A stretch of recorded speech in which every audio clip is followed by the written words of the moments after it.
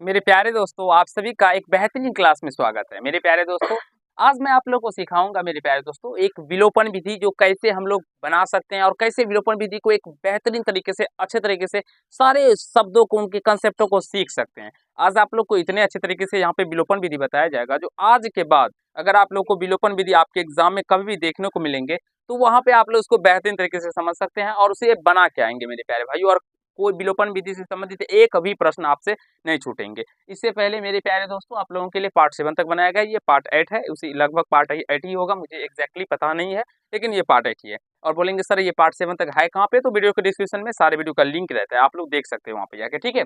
और ये चैप्टर 3.3 को हम लोग सॉल्व कर रहे हैं, डॉक्टर कैसे सिन्हा क्लास 10 का सोल्यूशन कर रहे हैं। मेरे प्यारे दोस्तों अभी हम लोग विलोपन विधि को पार्ट 7 तक में समझ चुके हैं और बेहतरीन तरीके से मैं आपको इसमें भी सिखाने और समझाने का प्रयास करूंगा। इससे पीछे वाली जो चैप्टर हम लोग 3.2 को सॉल्व कर रहे थे, तो वहां पे मेरे प्यारे दोस्तों हम लोग क्या सीख रहे थे, प्रतिस्थापन विधि को बेहतरीन तरीके से। और उससे पीछे 4.1 में हम लोग ग्राफीय विधि को बेहतरीन तरीके से समझ गए थे। और आशा है आप सभी हमारे जितने भी छात्र छात्राएं हैं वो सभी देख लिए होंगे और उससे समझ भी आ गया होगा मेरे प्यारे दोस्तों। तो चलिए ऐसे प्रश्नों को कैसे सॉल्व करना होता है, मैं आप लोगों को इस तरह के 2 प्रश्न बता चुका हूँ, 3 के 1 नंबर और दूसरे नंबर, ये 3 के तीसरे नंबर प्रश्न है जो कि मैं आपको सिखाऊंगा। और जैसा कि आप सभी जानते हैं जो मेरे प्यारे दोस्तों मैंने आपको बताया था जो ऐसे प्रश्न को कैसे सॉल्व करना है, तो सबसे पहले इसे हम लोग फर्स्ट समीकरण मान लेंगे और इसे सेकंड समीकरण मान लेंगे, इसे फर्स्ट इक्वेशन इसे सेकंड इक्वेशन मान लेंगे। ऐसा आप सभी बेहतरीन तरीके से कर लेंगे एग्जाम में। उसके बाद हम लोग क्या करेंगे, तो समीकरण फर्स्ट और सेकंड को ऐड कर देंगे। चलिए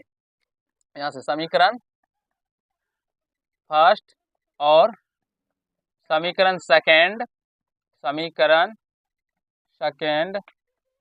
को जोड़ने पर मेरे प्यारे दोस्तों मेरे वीर बच्चों हमने क्या किया, तो समीकरण फर्स्ट और सेकंड को जोड़ देते हैं। देखिए कभी भी मेरे प्यारे दोस्तों एक्स का कोफिशिएंट जब दो चर वाले रैखिक समीकरण युग्म को सॉल्व कर रहे हो और इसमें एक्स वाला कोफिशिएंट और वाई वाला कोफिशिएंट बड़े बड़े हो, तो वहां पे सॉल्व करने का एक इसका बेसिक कंसेप्ट है जो हम लोग सबसे पहले इन दोनों समीकरणों को ऐड कर देंगे। तो ऐड करेंगे, तो चलिए ऐड करते हैं। यहाँ से क्या है, तो 99x और 101 y इक्वल टू 499, फिर 101x plus 99 y equal to 501। अब इसको ऐड कर दीजिए। ऐड करने में आप सभी जानते हैं जो इसका चिन्ह का चेंज नहीं होता है मेरे प्यारे दोस्तों।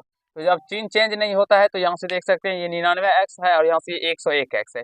तो आप सभी जब इसको ऐड कीजिएगा जोड़िएगा तो यहाँ से ये 200x हो जाएगा और यहाँ से ये 200y हो जाएगा। और इसको जब ऐड कीजिएगा तो मेरे प्यारे दोस्तों ये 1000 यानी 1000 हो जाएगा। अब यहाँ से 200 इसमें भी है 200 इसमें भी है, तो 200 आप लोग बेसिकली कॉमन ले लीजिएगा, x प्लस वाई बच जाएगा और यहाँ से ये 1000 हो जाएगा। तो x plus y equal to 1000 और बटे में 200 हो जाएगा।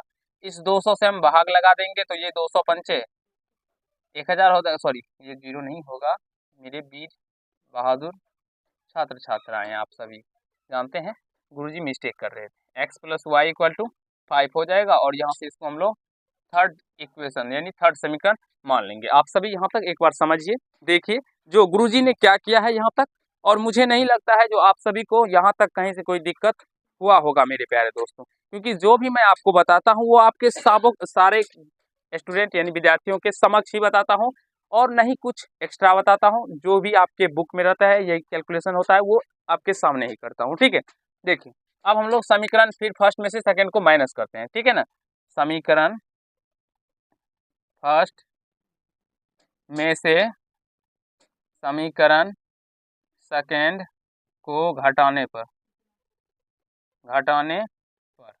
चलिए मेरे प्यारे बच्चों मेरे प्यारे दोस्तों हम लोग समीकरण फर्स्ट और सेकंड को घटाते हैं। देखिए बाबू नीचे दिखाई पड़ेगा 99x प्लस 101y बराबर 499।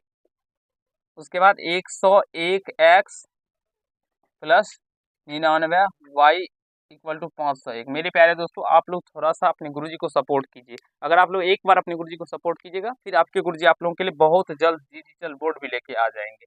घटाने पर चिन्ह चेंज होता है, घटाने में आप सभी जानते हैं यहाँ पे प्लस है तो माइनस हो जाएगा, प्लस है तो माइनस हो जाएगा, यहाँ पे प्लस है तो माइनस है।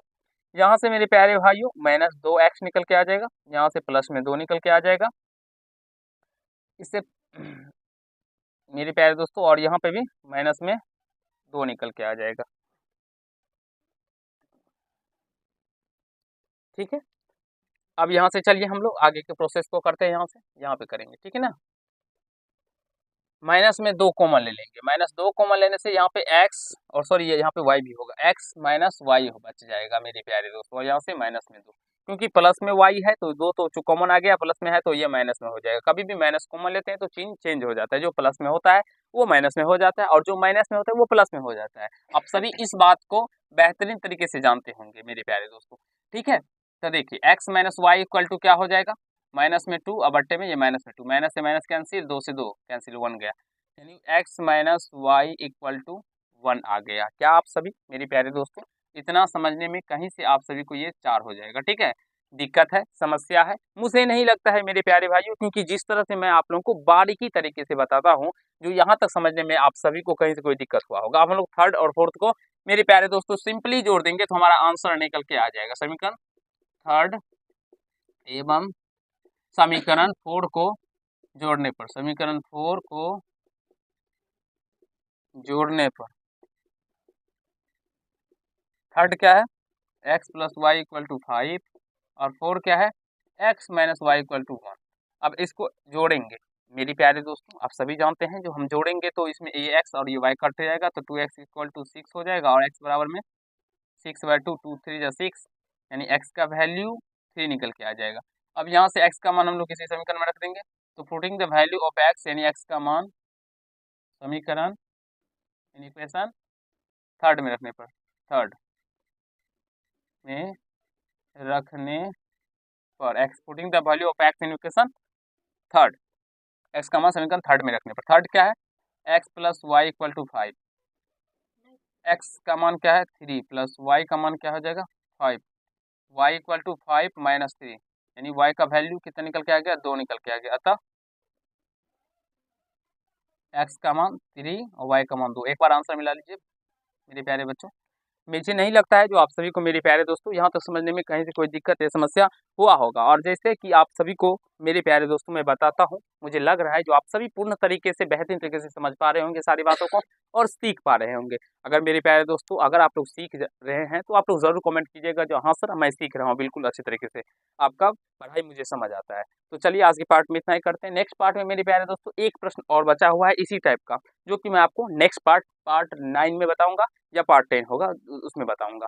चलिए आज के पार्ट में इतना ही करते हैं। अगर आप लोग को मेरे प्यारे दोस्तों ये समझ में आ गया होगा, बेहतरीन तरीके से अपने माइंड में बैठ गया होगा, तो वीडियो को लाइक कर दीजिएगा और कैसा लगा ये कमेंट कीजिएगा, और चैनल पर नए होंगे तो चैनल को सब्सक्राइब करके बेल आइकन को प्रेस कर लीजिएगा, जिससे मेरे हर एक वीडियो का नोटिफिकेशन आप तक पहुंचता रहे। और अपने गुरुजी के साथ पढ़ते हैं तो मैथ का डर खत्म कर लीजिए और बेहतरीन तरीके से जैसे गुरुजी बोलते हैं उतना करते जाइए, आपका डर बिल्कुल ही खत्म हो जाएगा और आप मैथ में एक स्ट्रॉन्ग मेरे प्यारे दोस्तों कंसेप्ट आपका बन जाएगा।